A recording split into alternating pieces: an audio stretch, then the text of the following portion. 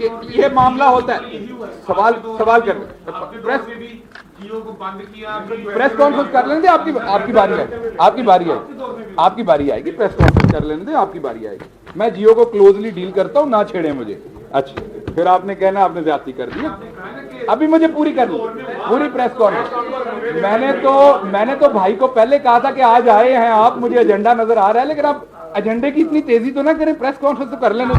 آپ بھائی ہیں, ذکر میں نے اور بھی بڑے کرنے ہیں, وہ بھی آپ کو برے لگ رہے ہیں, لیکن سن لیں. یہ جو ذکر اگلا کرنے لگا ہوں یہ بھی آپ کو برا لگنا, سن لیں. میرے بھائی سارے معزز لوگ بیٹھے چلیں. اچھا آپ بھائی ہیں, سن لیں. ان والی کاروائی نہیں کی, دکانداری نہیں کی. حضور یہ ہیں وہ ذرائع, وہ امین حفیظ صاحب ذرائع لبدے پھر رہے ہیں. کدھر گئے ہیں امین شہباز گل بھی, کوئی امین حفیظ اکیلا نہیں. آپ کی مرغی نے 10 انڈے کیسے دے دیے ایک دن میں؟ تو وہ کہتے ہیں آپ کی مرغی بھی تو فلاں مرغے کے ساتھ باتیں کرتی ہے.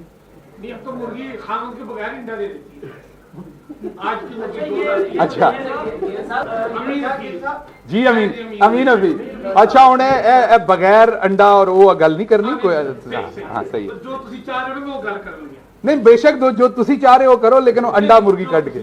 جی ڈاکٹر صاحب یہ بتائیے, آپ نے ساری ماشاءاللہ اتنی خوبصورت جذباتی 3 دفعہ آپ نے پانی پیا, 4تھی دفعہ پیا. آپ کو میں نے پھر بھی نہیں دینا, آپ بلے گنتے رہیں. اتنا جوش سے آج آپ بولے ہیں کہ آپ کے اندر وہ اسٹوڈنٹ لائف والی بات ہے. آپ فوج کے حق میں بولے, فوجی اداروں ہمارا فرض ہے سب کا. ہم آپ کے ساتھ ہیں, ہم بھی فوج کے ساتھ ہیں. فوج ہمیں دفاع کر رہی ہے, پاکستان کو مضبوط کر رہی ہے, ہم فوج کے ساتھ ہیں. سوال یہ ہے, آپ نے نواز شریف صاحب کی لندن بیٹھی ہوئی تقریروں کو روکنے کے لیے پیمرا کے تھرو ایک لیٹر دے دیا زبان بندی کا. یہ تو آپ کر سکتے تھے, ہو گیا. آپ نواز شریف کی ہمیشہ کے لیے زبان بندی کے لیے سوشل میڈیا پہ جو آپ بولیں گے, آپ اتنے ذہین ہیں, سوشل میڈیا پہ نواز شریف کو اور اس کی زبان کو اور فوجی اداروں کے خلاف, پاکستان کی سلامتی کے اداروں کے خلاف اس کی باتیں نہ پہنچیں تھرو سوشل میڈیا, کیا ایکشن آپ لینا چاہتے ہیں؟ اچھا دو چیزیں آپ کو بتا دوں. ایک تو آپ لاہور سے ہیں, اور لاہور ہی کے ایک وکیل ہیں جن کی وجہ سے یہ سارا کچھ ہوا ہے, جنہوں نے اظہر صدیق صاحب, جنہوں نے پیمرا سے یہ ریسٹریننگ آرڈر لیا. ہم اچھا سن لے بات, بالکل پی ٹی آئی کے اگر کسی وکیل کو تکلیف ہے تو وہ جا سکتا ہے, بند کر دیں گے. پی ٹی آئی والا کسی عدالت نہیں جا سکتا.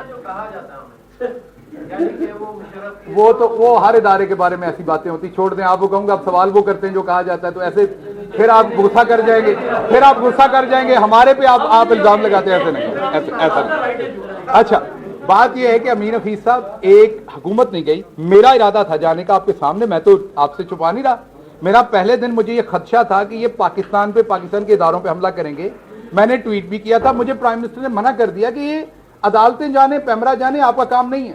اور میں نے یہ ایک ٹیلی ویژن پہ آج نہیں, اسی دن مانا, اسی دن بیپر دیتے ہوئے مانا کہ مجھے پرائم منسٹر نے منع کیا کہ آپ کا کام نہیں ہے, یہ ادارے جانے, عدالتیں جانے, انہوں نے فیصلہ کرنا ہے. اب اگر کل کو آپ بھی تو جاتے ہیں انہی عدالتوں میں, اظہر صدیق چلے گئے, آپ بھی جاتے ہیں, ہمیں آپ کی کسی خبر کے اوپر تکلیف ہوتی ہے, ہم جاتے ہیں, پیمرا آپ کو نوٹس دیتا ہے, آپ عدالت چلے جاتے ہیں, جی غلط دیا ہے, کئی دفعہ عدالت کینسل کر دیتی ہے, ہماری بات نہیں مانتی. یہ آپ کے سامنے اگزامپل ہے کہ 50 روپے کے اوپر, ویسے وہ میرا خیال عدالت بھی اس ٹائم آ گئی ان کے چکمے میں جو انہوں نے جھوٹ بولا, ورنہ 7 ارب, تو 50 روپے کے اوپر یہ باہر گئے.